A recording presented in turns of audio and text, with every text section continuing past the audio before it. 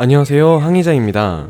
이번 영상은 제가 일본을 직접 가보면서 좋았던 일본 소도시 여행지 중 5곳을 순위로 매겨봤습니다. 저는 일본 소도시 여행을 좋아하는 이유가 일단 조용하고 사람이 북적이지 않으며 소도시의 매력을 발견하는 것을 좋아하는데요. 일본 소도시는 도시마다 컨셉이 확실한 편이라 저한테는 잘 맞는 여행인 것 같습니다. 선정 기준은 제가 돌아다니면서 만족했던 순위이므로 지극히 주관적이니 참고만 바랍니다. 5위는 베푸입니다. 후쿠오카 여행을 하게 된다면 꼭 가보는 도시죠. 동네 자체가 온천이 이 도시는 어딜 가든지 수증기가 가득한 동네였습니다. 온천으로 유명한 도시인 만큼 온천 시설이 상당히 잘 돼 있었고요. 제가 머물렀던 숙소 바로 앞에 목욕탕이 있을 정도로 목욕 문화가 잘 되어 있는 곳이었습니다. 베푸를 가게 된다면 언제 가는 게 좋을까요? 베푸는 봄, 여름, 가을, 겨울 모든 계절에 가도 좋은 도시이지만 여름에 가는 걸 비추천하는 도시입니다. 동네 자체에서 뿜어나오는 수증기와 바다 근처 도시다 보니 자칫 더위를 먹을 수 있겠더라고요. 만약 여름에 가신다면 가장 더운 10시부터 2시 사이를 피해서 여행하시는 것을 추천드립니다. 베푸에 가면 온천이 많을 텐데 어느 온천을 가는 게 좋을까요? 보통 효탄 온천을 많이 가더라고요. 그래서 저도 효탄 온천을 갔는데 꽤 넓고 좋았습니다. 일단 내부가 상당히 넓었고요. 탕 종류도 많았지만 신기한 탕들이 많았습니다. 야외탕 당연히 있고요. 안에 휴게실에서 음식도 파는데 애니에서 나오는 목욕탕 우유를 마시고 휴게실에서 잠시 누워 쉬었던 것이 가장 좋았던 휴식이었습니다. 베푸, 볼거리가 무엇이 있을까요? 베푸는 여행 관광지 컨셉이 확실한 도시입니다. 대도시보다 작은 도시여서 1박 2일, 2박 3일 만에 주요 관광지를 다 둘러볼 수 있습니다. 보통 지옥 온천 코스를 둘러보고 온천을 즐긴 다음 베푸 공원에서 바다를 보며 쉬기도 합니다. 로손이나 일본 편의점에서 간단한 푸딩이나 빵을 사서 베푸 공원에 앉아 바다를 보면서 즐겼었는데 상당히 만족했습니다. 이외에 베푸 타워를 포함해서 주변 상점들 사이를 보다 보면 아름다운 장면들도 많이 보게 되는데요. 도시 주변에 바다와 산이 있다 보니 상당히 아름다운 자연을 볼 수 있습니다. 4위는 구라시키입니다. 구라시키는 오카야마 현해에 위치한 작은 도시입니다. 구라시키를 가는 이유는 구라시키 미간지구를 보러 가기 때문인데요. 에도 시대의 전통 건축물과 문화가 어우러진 지역으로 일본의 옛날 모습들을 볼 수 있는 도시입니다. 미간지구 안에 목재 건물이 있어서 상당히 기분 좋은 목재 냄새가 나기도 합니다. 구라시키를 가게 된다면 언제 가는 게 좋을까요? 구라시키는 봄, 여름, 가을에 가는 걸 개인적으로 추천드립니다. 겨울을 비추천하는 이유는 일단 미간지구 자체가 자연이 아름답기 때문에 자연이 지기 전에 가는 거를 추천드리는데요. 봄, 여름, 가을 중 자연이 가장 잘 피어있는 초가을에 가는 걸 추천드립니다. 미간지구에 가면 반드시 배를 타는 걸 추천드리는데 잘 피어있는 자연의 모습을 배를 타며 보는 게 일품이라고 생각합니다. 걸어다니며 작은 상점가들을 구경하기 딱 좋은 도시이기 때문에 초가을 시원할 때 가시는 걸 추천드립니다. 구라시키, 볼거리가 무엇이 있을까요? 구라시키는 당일치기 하기 딱 좋은 동네임을 잊지 말아야 합니다. 미간지구를 중심으로 볼거리들이 모여있기 때문에 배 타는 걸 애매하고 주변을 걷다 보면 아이비 스퀘어를 포함하여 아치 신사 등 여러 명소들을 보게 될 것입니다. 상당히 명소와 명소 사이가 가까워서요. 직접 명소들을 조사하기보다는 동네 자체가 조용하기 때문에 걸어보면서 즐겨보시기를 추천드리는 도시입니다. 여기서 꼭 먹어야 하는 음식들이 있다면 미소카츠, 그 다음에 우동이 있습니다. 개인적으로 여기서 먹었던 음식 대부분이 맛있었는데 아직도 기억나는 건 우동 국물이었었습니다. 우동 국물 육수가 엄청 깔끔하더라고요.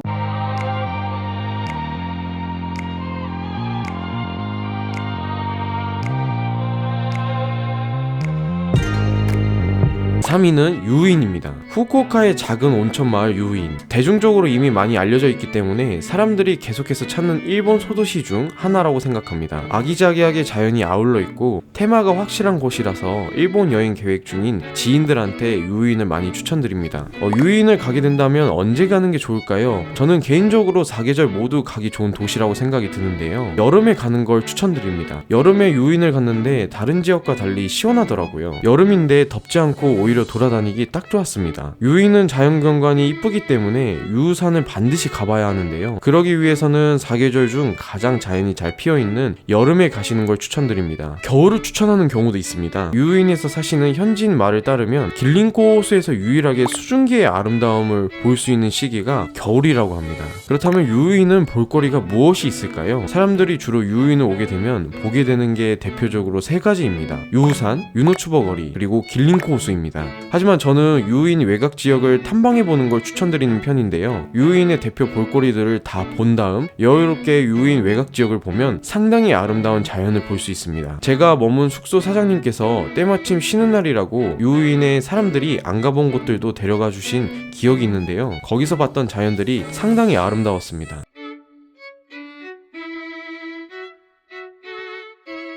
유인은 주로 숙소 안에 료칸이 있는 곳에 가시길 추천드립니다. 개인 료칸도 상관이 없고 숙소 안에 주로 료칸이 있으면 돌아다니고 나서 컨디션을 회복하기 딱 좋기 때문에 료칸이 없는 숙소보다는 가능한 료칸이 있는 숙소를 잡는 거를 추천드립니다. 저는 시내에서 꽤 멀었지만 산에 있는 숙소를 잡았습니다. 유유산이 바로 앞에 보여서 창문으로 유유산을 보며 료칸을 즐겼었는데요. 다른 거 볼 필요 없이 숙소 안에 낭만을 찾았기 때문에 상당히 만족했던 기억이 납니다. 유인에 대해 몇 가지 코멘트를 덧붙여보자면요, 유노치보 거리를 포함하여 거리들이 상당히 깨끗하고 귀엽습니다. 하지만 가격이 그렇게 좋은 편이 아니라는 것을 유의하시고, 쇼핑을 계획하신다면 적어도 한 상점만 들리시는 게 아니라 여러 상점을 둘러보시고 구매하시는 걸 추천드립니다. 개인적으로 추천하는 것은 일본 작은 상점들은 수작업하여 파는 공예품들이 많아서 이쁜 것들이 상당히 많더라고요. 이게 득템하기 딱 좋은 도시라고 생각합니다. 먹거리가 있다면 미르이라는 디저트 카페를 추천드립니다. 여기서 치즈케이크를 꼭 먹는데요, 저는 이것 때문에 유인을 간다고 해도 오바가 아닐 정도로 상당히 맛있는 디저트 가게라고 자부합니다.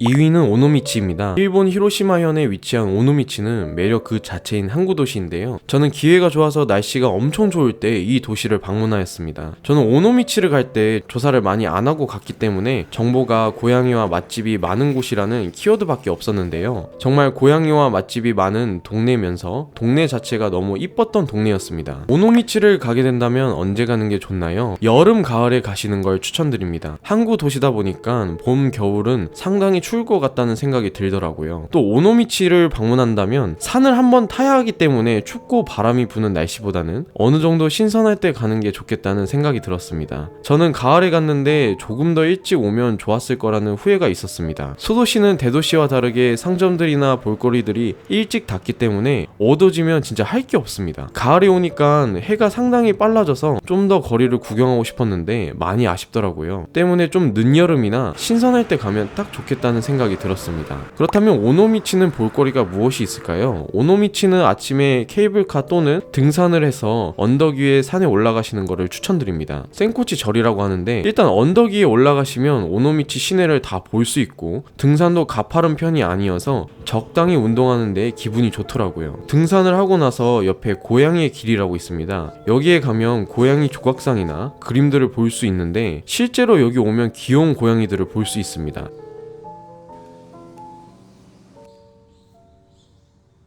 오노미치는 혼도리 상점가 중심으로 맛집들이 많이 형성되어 있습니다. 주로 라멘, 오코노미야끼, 초밥 등 음식 평점이 상당히 높은 편이더라고요. 저는 여기서 라멘도 먹어보고 타코야키도 먹어보고 음식들을 전부 맛있게 먹었었던 기억이 납니다. 그 혼도리 상점가만의 귀여운 푸딩을 파는 곳도 있는데 가시면 푸딩을 꼭 한번 드셔보시는 것도 추천드립니다. 그 코멘트를 몇 가지 남기자면, 저녁이 되면 할 게 진짜 없습니다. 막상 돌아다녀 보니까 진짜 할 게 없더라고요. 그래서 가급적이면 아침 일찍 명소들을 몰아서 노을 질 때까지 도시를 돌아다니다가 저녁을 드시고 쉬는 계획을 추천드립니다. 개인적으로 해보지는 않았지만 오노미치는 자전거 여행으로 좋은 도시라고 알려져 있습니다. 오노미치 근처에 섬이 많은데 자전거를 빌려서 배를 타고 움직이며 돌아다니는 코스들이 있는 것 같으니 한번 고려해보는 것도 좋을 것 같습니다. 1위는 우키하입니다. 후쿠오카 현에 위치한 우키하는 시골 중에 생시골입니다. 하카타에서도 한번 환승을 하고 가야 할 만큼 교통도 그렇게 좋은 편도 아니에요. 심지어 우키하 동네 자체가 상당히 넓은데 명소와 명소 사이를 걸어다니는 것 자체가 불가능합니다. 근데 왜 이 도시를 1위로 뽑았냐면요, 바로 맛집이 가장 많은 도시였기 때문입니다.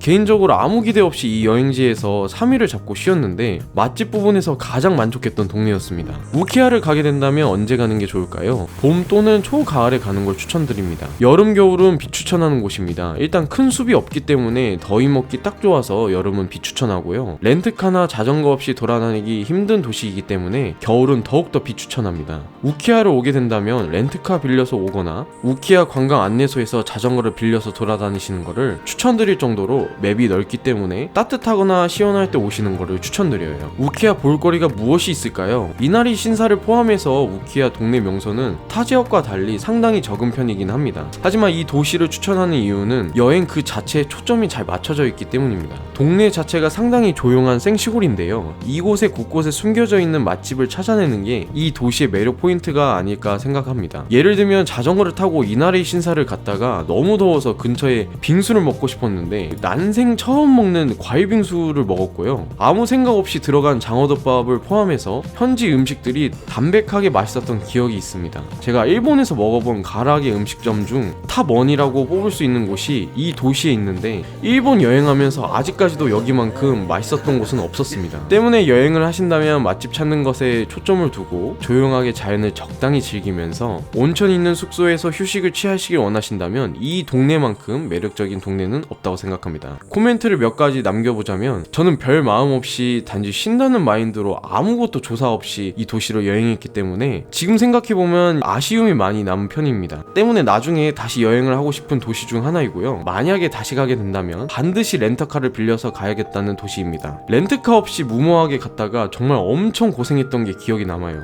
여기는 걸어서 다닐 수 있는 그런 도시가 아닙니다. 택시를 정말 많이 탔고 요금도 많이 깨졌던 도시였기 때문에 여기를 가신다면 가급적 렌트카를 빌리시고 가시는 것을 추천드립니다. 5가지 도시를 살펴보았는데요, 주관적인 경험으로 뽑았기 때문에 일본 도시 여행 계획하실 때 가볍게 참고해 주셨으면 좋겠습니다. 계속해서 좋은 콘텐츠로 보답하겠습니다. 모두 즐거운 여정 되시길 바랍니다. 감사합니다. 항의자였습니다.